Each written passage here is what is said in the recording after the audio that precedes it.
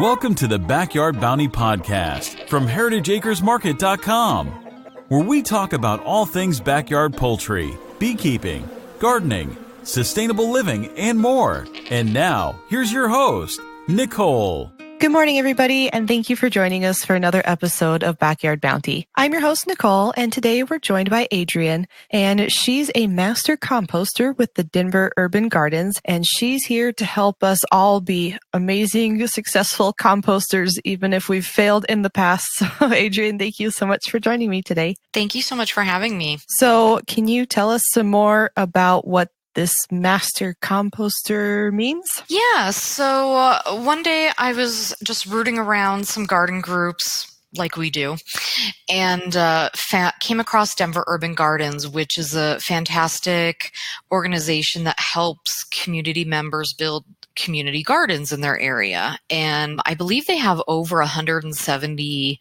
community gardens up and running in the Denver metro area. And as part of their work, they every year have this Master Composter Training. So what that involves is we spend about 8 weeks doing coursework, really in depth on composting, about 2 hours a week. And then from there, they have a community garden that in Denver that functions as their compost demonstration site. So then we go there and we build a multitude of different compost piles and really get that hands-on experience of how to do it, how it's working, troubleshooting. We maintain the piles all summer long. And then what we do in return for this training is we teach at their community gardens or different events that Doug has relationships with to kind of spread the good word about composting. And that brings us to where we are today. Exactly. This was a very unique opportunity to kind of get to a different audience of why we're pushing composting and the benefits and how to hopefully get a little bit better at it. Well, I can say as a failed composter for many years, despite multiple attempts, I appreciate you willingness to share your information because I know I'm taking notes for myself. And honestly, when I came across the training, I was like, this would be great because I suck at this. So I think a lot of us each year, it's actually kind of competitive. They get about 100 applicants and they only select 35. And we actually do interviews to be part of this program. So it's just, there's a lot of us that are like, we failed at this. So I think a lot of the group is really minded on, the environment and sustainability and the ways that we can be stewards of our earth. So. Well, I think that's really great. And it sounds kind of like our Master Gardener here, where there's a lot of people interested, and those lucky few that get in definitely take full advantage of the opportunity ahead of them. Exactly. So what are the different types of composting? I know I've tried piles before. There might be a more technical term for that. And then tumblers, kind of the two that I've tried. Is there any other ones? There's so many different versions. And I would say what we always tell people is you got to pick the system that works for you. I would highly recommend for people, if you haven't read Let It Rot, and the author is escaping me and I apologize, that author literally goes through trench composting, piles, tumblers, rotation systems, what we call passive composting, where you literally throw it on the ground and in a couple of years it might decompose. What Doug is a big proponent of is typically a compost pile that is on the ground. We can talk a little bit further about the differences between the pile and the tumbler.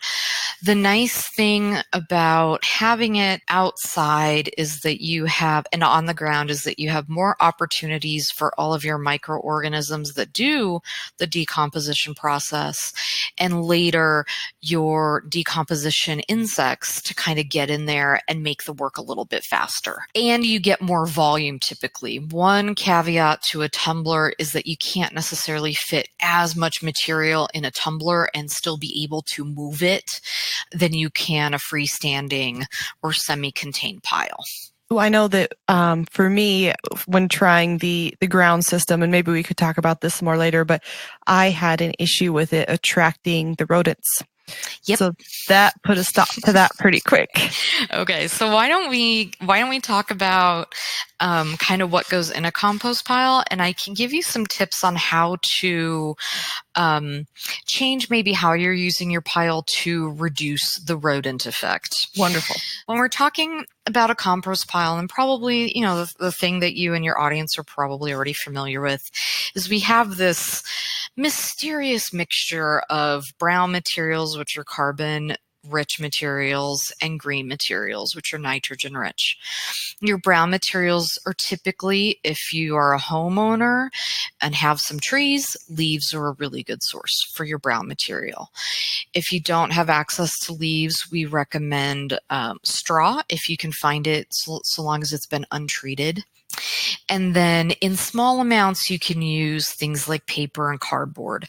We caution against using too much of that material because I don't know if you've ever set a whole bunch of broken down boxes outside in the rain, but it tends to get too compacted. And then you have a really hard time maintaining it and turning it and aerating it. Yep. So that's our browns. Our greens are going to be the nitrogen-rich materials, which can include things like food scraps from your kitchen, to a limited extent, grass clippings from your lawn. As just a quick side note, Doug actually really recommends that you leave grass clippings on your lawn. It does not contribute to the buildup of thatch, and it creates a shade barrier for our lawns, which most Colorado lawns are actually a cool weather crop, which is why at this point in the season, most of our yards are brown because it is just too hot. So, again, with grass clippings, if you've ever left a bag of grass clippings out, they get very compacted and very smelly very fast. Yes, so we also recommend that people don't use a ton of them. Coffee grounds, tea bags without the staple are all other great sources of greens. To just give your audience the real basics of building a pile, if you are building an outside pile, you need to have a volume of about 3 square feet. So you're looking at 3 feet deep, 3 feet wide, and 3 feet high. If you go on Pinterest, you can find every homemade compost container that you could imagine. Our demonstration site has some really simple structures built out of cinder block. We have some built out of ski fence with some chicken wire, again, to kind of help with that wildlife component.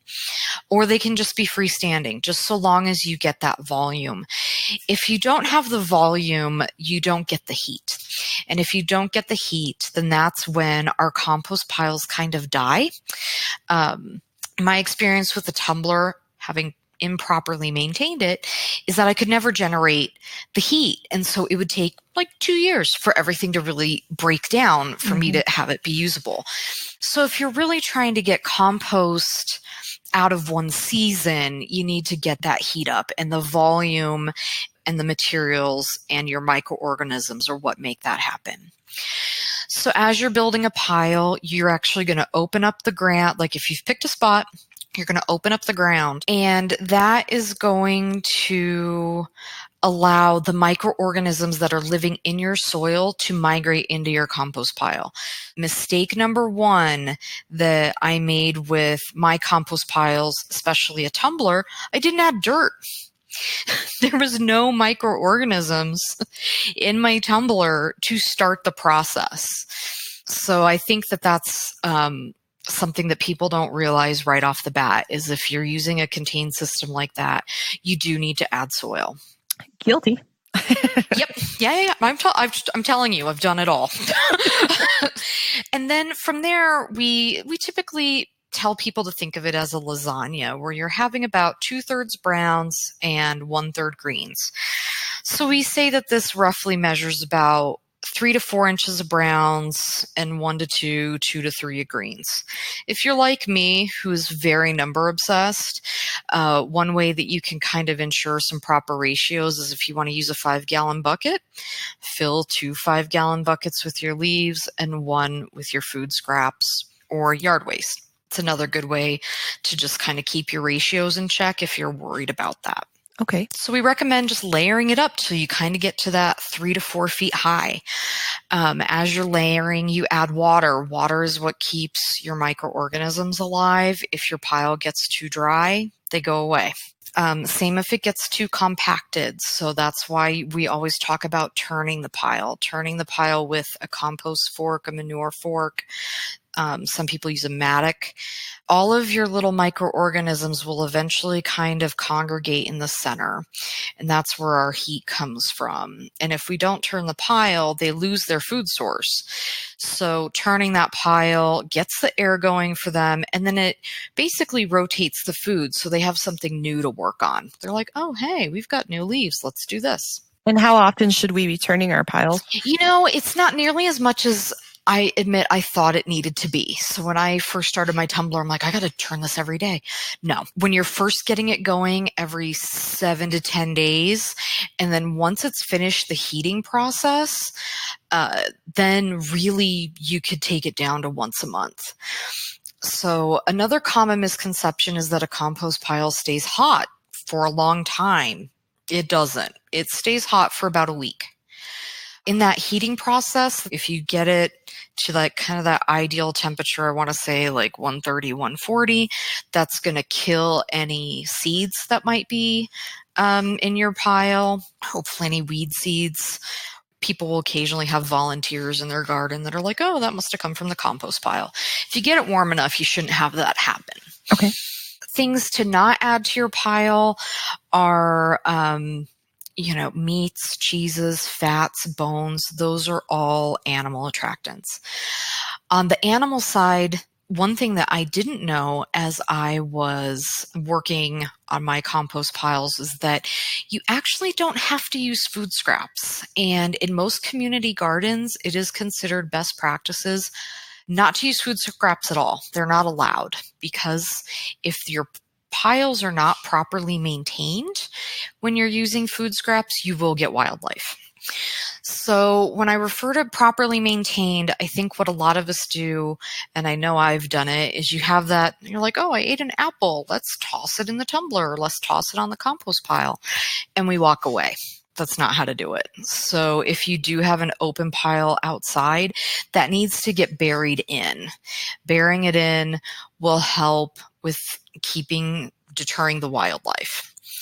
Another great way to deter wildlife is, like I said, to not use food scraps. And so a great substitute is actually weeds.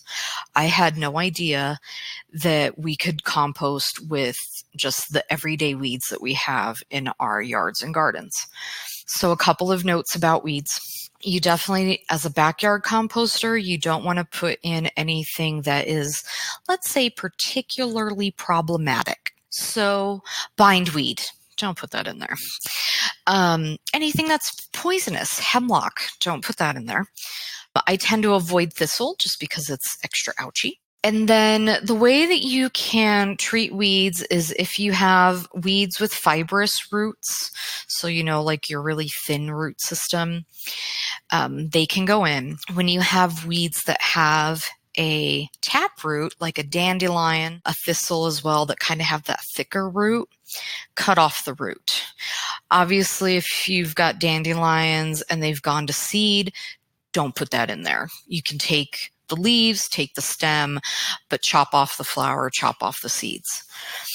Another common mistake that I was making, and I think a lot of people are making, is not breaking up your material before putting it into the compost pile. I certainly wasn't doing it. I was, dumping in leaves, dumping in, relatively whole bits of food waste, banana peels, eggshells, just, going to town. Mm-hmm. We're dealing with microorganisms. They have very tiny mouths. So your compost piles will be a lot more effective if you break down your material as you're building it. So when we were building compost piles for the demonstration site, we're lucky enough to have a chipper shredder to put leaves and sticks through. You can also, if leaves are dried out, crumble them by hand is also very sufficient. If you've got a leaf blower that has a mulch function, even better. With weeds, we would just take, garden shears and chop stuff up into about 1 to 2 inch pieces. It's nothing that you need to, slap a ruler out for.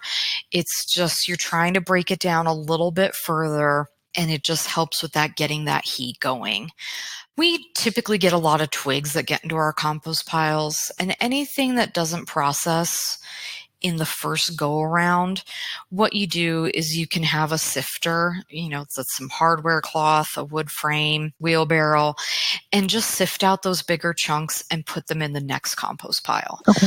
I personally tend to edit a little bit. I'm not going to put a banana peel in because I know it's going to take much longer than some dead spinach. If you're using eggshells, rinse them out first. Then let them dry, then put them in the blender. If you put them in with their goo in it, it's just a disaster. I've done that as well. So rinse, dry, chop up, then they'll decompose a lot faster. So those are just some helpful things to think about. With food scraps, if you want to do composting with food scraps, you just need to keep in mind that things need to be buried when you're using them. The other misconception that I also had about compost piles is that you can continuously add to them. You can't.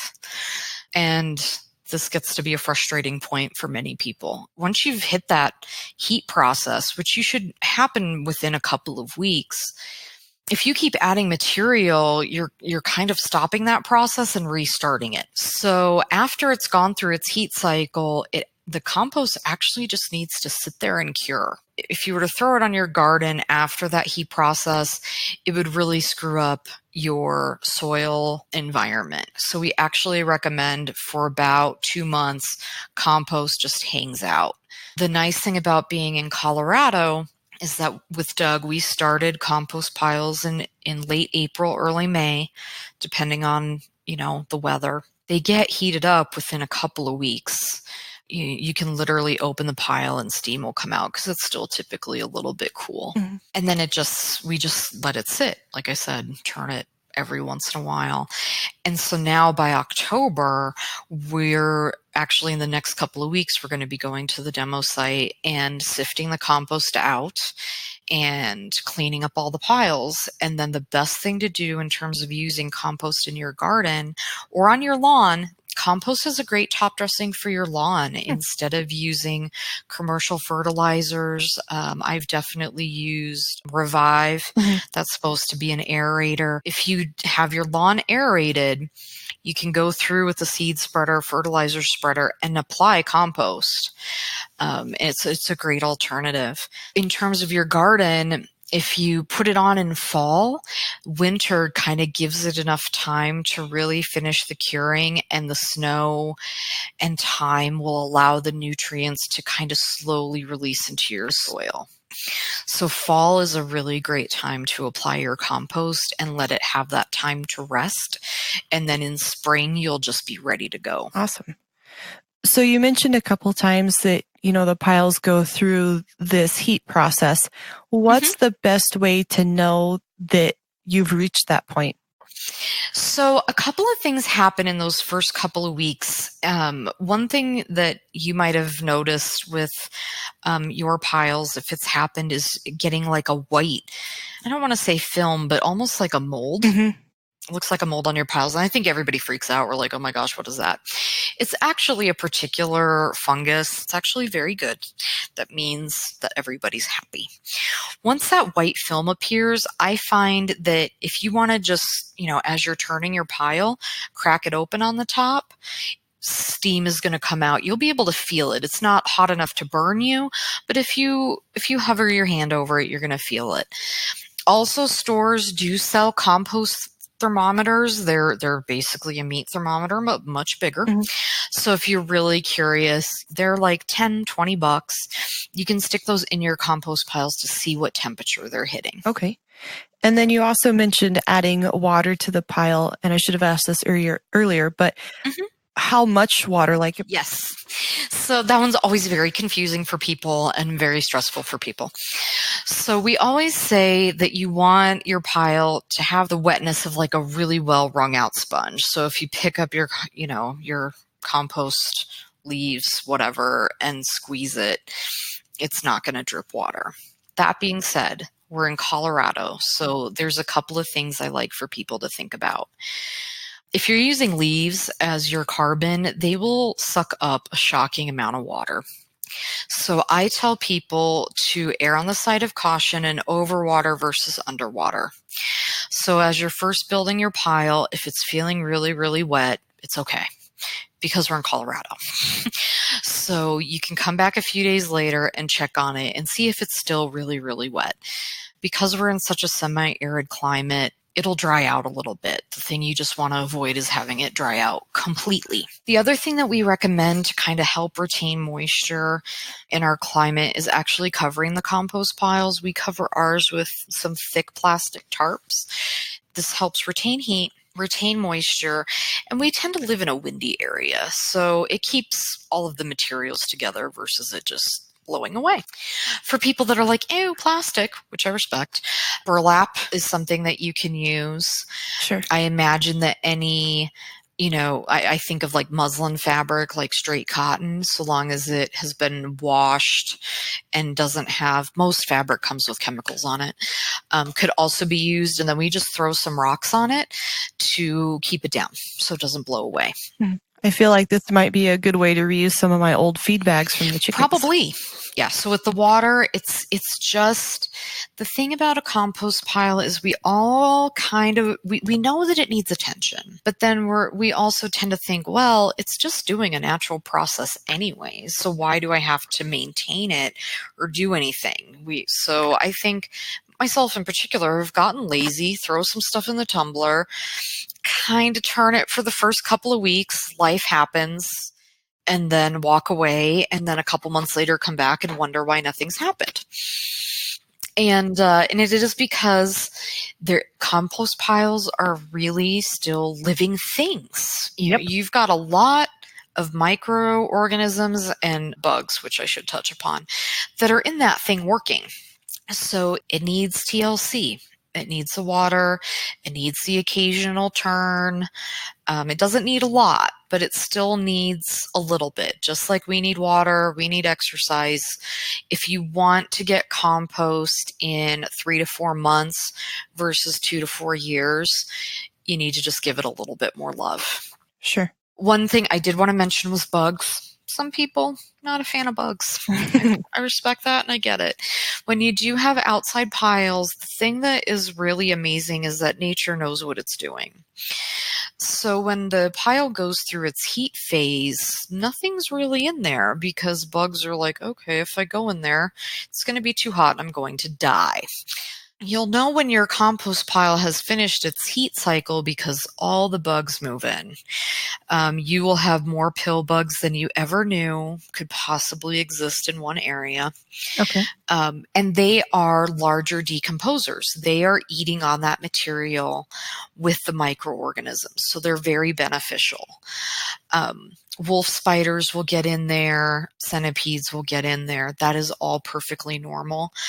I occasionally will see people that are like, oh, should I add worms to my compost pile? And I always freak out because some people are like, oh yeah, it's great. And I'm like, stop. If it's a new pile and it's heating up, you're just going to kill your worms. But they'll, if it is outside, they will move in as the heat has passed and continue eating down your material and breaking it down. Okay. And since we can't add any more material to the compost bin once it's doing its thing, what do you think about starting multiple piles? So quite frankly, I generate enough food scraps that my entire yard could probably be a compost pile at this point. Some people will have a 3-bin system, which, exactly what it sounds like is they have kind of 3 little compartments right next to each other. Pallets, wonderful thing to build it out of. And they'll start piles in 1 or 2 of them, and then one can be a holding area. And what we recommend with that is that you put browns in and you put food scraps in and you slowly kind of build up your pile as your materials become available. And then as you hit that 3 cubic feet, you're like, okay, now it's time to shut it down. Get your water going, get your turning going. But still you have to wait, and still you're eating vegetables in your house. There are a couple of different things that we recommend for reducing food scraps while compost piles are percolating. Some people, if you're fortunate enough to have a deep freezer, will freeze their food scraps, whether you do it plastic, buckets, what have you. And then when they're ready to build a new pile, they have their green material available. We also recommend vermicomposting in terms of getting rid of food scraps. So that is worm composting, which we can talk a little bit if you want. I started a worm bin this past March. They are a very low maintenance pet, and they can eat about a half a pound of food scraps a day. They're another great opportunity to lessen your food your food waste. And then what you do with the worms is you harvest their castings, which are another great soil amendment fertilizer that you can use in your gardens or with your houseplants. Yeah, we actually have a whole episode coming up of vermicomposting. Oh, there you go. And I do that as well. I think it's definitely a great resource because of my challenges with outdoor composting. I said, well, let's just try the indoor version. Yeah. And the nice thing is that they're relatively easy. You provide some water, you provide some newspaper and food, and they kind of just do their own thing. And if you forget to feed them for a week, they've got newspaper. They're gonna be okay. Right. I have a 4-year-old, almost 5-year-old, so for him this is like super exciting. Oh, like, can we feed the worms? So it's a nice way to get, I think, kids involved too, because what little kids don't like worms? Yeah, absolutely. So kind of going back to the holding bins and like a multi-bin system. So you mentioned when we want to build like our first bin, the lasagna layering method, but with our holding bins, is that not so important? It's not as important. So, this is where things get into that art space versus science. I always think of composting as like, it's very technical if you get into it. But then at a certain point, this is when you enter that space of like, we're just going to put some stuff together and see what happens. Yeah. With that holding space, we just recommend that you've got, like, some people will use trash cans. They'll line them with leaves and then put their food scraps in the middle. The key is that you don't want your food scraps out. So, and then with a lot of food scraps or even just weeds, if they get too dried out, then they become a brown. So they lose their green effectiveness. If you're going to have a holding one, I really recommend that you keep adding the greens in to kind of maintain your moisture. Greens will bring a lot of moisture to that area. And then making sure that once you kind of get up there that you have the leaves or straw to add till you get to that 3 to 4 foot high. So if you're imagining like a pallet, if you've gotten it a third or a half full with food scraps plus a little bit of leaf action to keep your smell down, then you're going to want to pile on the rest of your leaves, mix it up, and then seal it off. So is this something that, let's say, well, maybe I should ask this question first. Can you start a compost pile at any time of year, or do you need to only do it in the spring? The decomposition process will happen in winter. It's just that it slows so much. Think about, our dirt freezes. Like if you have materials in a tumbler and you have them outside, they can still be doing their thing. You can still turn them once a month. It's just going to be a lot slower. So when people think of compost, they're like, I want to get this in, tumblers often promise like, oh, in 6 to 8 weeks, you can have compost. And you're like, you might be able to if you maintain it really, really well and get your ratios down really, really well. But it's just generally easier in summer. And because it's so helpful to apply it in fall, there's just a really great natural timeline there. What I do is get that compost out of my beds in fall. And then I have my husband pick up the leaves in fall and put them in those big brown paper bags. Those will stay outside in winter and not break down.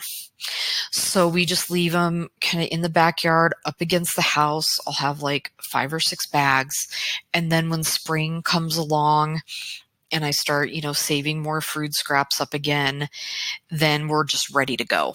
Okay. That kind of answers my question, because in my head I was thinking, well, you're going to let all of this great resource go to waste, so how can we use them? But that definitely makes sense. Yeah. And one thing I did forget to mention about our lasagna layer, there's always something to forget, is as you're building those layers, you want to continue to sprinkle dirt in, because the dirt's the key. When I know we've all heard of like inoculants or compost activators, you don't need any of that. It's really your soil. Just grabbing a couple handfuls from the garden bed and just putting a little bit more in, just like we do with the worm bins, actually.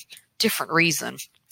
But just adding a little bit of dirt to get those good guys in there. So it doesn't matter what kind of soil you have on your property. Yep. You're just after the microorganisms in there. Yep. I mean, unless you know for some reason that your soil is really poor quality and really dead, you should be fine. I'm trying to think of Colorado's notorious for its clay soil. Yes. Unless you're building a pot out of it, you're probably going to be okay. And I have worked with garden beds that were like that, and we amended with compost to get that changed. But yeah, run-of-the-mill dirt should cover it. If stuff's not happening, then you can maybe troubleshoot and, grab some dirt from a friend, try some different locations and, just grab a couple handfuls and see what happens. But should be fine. Okay. So do you have any tips then kind of specifically for tumblers? A couple of things that we recommend with tumblers is, I think with tumblers, it's really easy to slowly add materials in. And we've actually been taught to ready your materials outside the tumbler, then put it in, because you're really sure about like, okay, I've got a good mix, I've got a good diversity of materials, and you're basically locking it off, making sure that you get as much as you can get in there without being unable to turn it. And with tumblers, because I think a lot of people think, well, it's off the ground and it's in this, big black or dark green thing, it should be keeping water in it. It doesn't. It fries out. So I find that my tumbler dries out very, very quickly because they have those rods in there, for you to tumble them. But that also brings in a lot of air, and the black is obviously bringing a lot of heat, which, yes, you want the heat, but you don't want the drying out. So I just feel that with tumblers, you have to stay a little bit more on it to make sure that they don't dry out. Okay. And that they don't get too compacted. You see some steel drum tumblers out there, and great, but also can get really heavy. And then, gravity's doing its job and kind of pressing it all down. So if you're not rotating it, that 7 to 10 days, it can just get really compacted. And that's when things can go anaerobic. So when you hear people talk about their compost piles smelling like something awful, it's because there's too much water and not enough air, and it creates an ammonia smell. And I think that between that and rodents is a big deterrent for people to compost. But if you maintain your pile, make sure it's getting the air, not getting too wet, not getting too dry, a compost pile will have a little bit of a smell to it when it first gets going, but then after that, it's going to be that typical nice earthy soil smell. Is there any other kind of common issues that you've found people have experienced with composting? I think people using really just improper materials. We can all go to Starbucks these days and get a 5-pound bag of coffee grounds, and people are like, huzzah, I'm going to put all of those on my compost pile. We recommend that compost piles be very diverse. You don't want to have just leaves and just coffee grounds. It's kind of like our own diets. You need to have a little bit of everything to be healthy. So we recommend that people don't just stick to one or two nitrogen sources. Vary it up a bit. Other common things that I see people do, again, using too much paper, too much grass clippings, and having it smell and get slimy and gross. It's too wet. And then manure is always a hot topic. Mm-hmm. It sounds like you have chickens. Mm-hmm. And people are always asking me like, well, can I use horse manure? Can I use chicken manure? Like, can I put that in the pile? We typically say don't.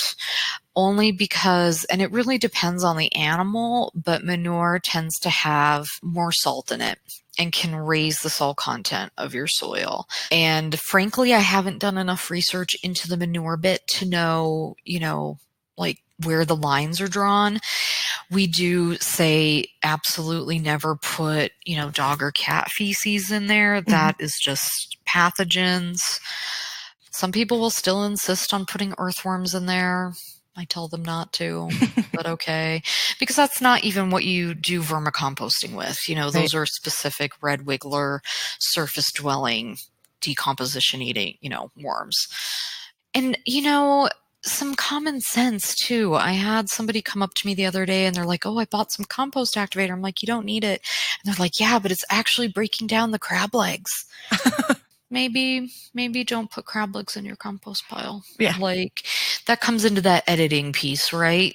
Like, especially now as we're coming into fall, people are going to dump full pumpkins in there. Sure. Don't do that. One, it's going to turn into a slimy mess. But if you really do want to use the pumpkins, at least chop them up. Mm-hmm. I know that several of these, well, probably actually all of the things that you've mentioned not to do, except for the pet waste, I've been doing all of those. Oh, I've left the dirt out. I've kept throwing stuff in, never chopped stuff up, mm-hmm. all of it. And so the course was really fantastic because even though I think there's a lot of literature out there, I felt like I had read enough. And frankly, reading up on composting, not exactly the most exciting thing ever. No. I'm like, maybe it said to break up materials and I just missed it. But I feel like I'd never heard that anywhere. Mm-hmm. I had certainly never been privy to using weeds. Didn't think that was an option. So it was really, it was just so helpful and like, okay.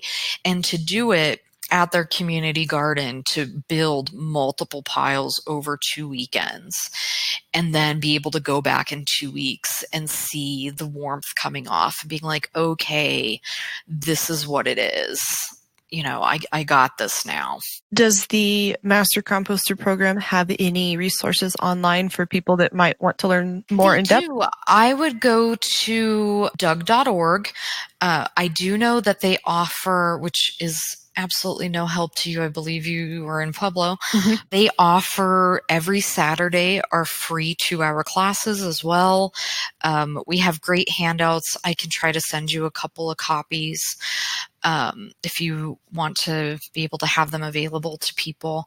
That really just kind of summarizes a lot of the information that we went over today. But they're an excellent resource. They have a section of their website that is Ask Jungle Judy, basically any questions about gardening or composting. Judy Elliott was our instructor. She's been composting for 30 years. Believe me, if you have a question, she can answer it. Well, I'm sure that I will be sending her an email or 7. I think we covered a ton of information, but is there anything else that you want to add or that we missed before we close things up here? I would tell people, like, if you're a little hesitant to get on the full compost pile train, start with the worms. Like, start small. Sure. Like, it's okay.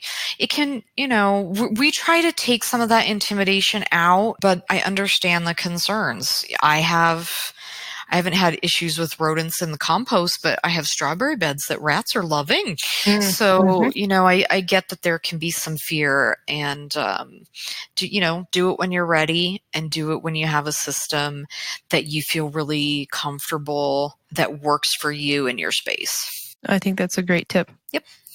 Awesome. Well, Adrienne, I appreciate you taking the time out of your day and spending your lunch break with us and educating us. I know that I certainly feel more prepared for tackling compost this coming spring. I have to say it's really nice to have these kind of conversations with people and having and to kind of share those aha moments. Yep. I'm happy to spread the word and hopefully help people tweak what they're doing and have it be more successful and thus be more empowered to do more. Definitely. Well, again, I thank you for joining us and sharing your knowledge. And this has been a great resource, and I definitely enjoyed talking to you today. Thank you so much for having me. It was great. And for those of you at home, thank you so much for listening to Backyard Bounty, and we'll see you again next week. Thank you for listening to Backyard Bounty, a podcast by heritageacresmarket.com. Don't forget to subscribe and leave us a review. If you have a question you'd like us to answer on the show, please email us at ask@heritageacresmarket.com. Also find us on Instagram, Facebook, and YouTube at Heritage Acres Market. All the links mentioned in this podcast will be included in the description. See you again next week.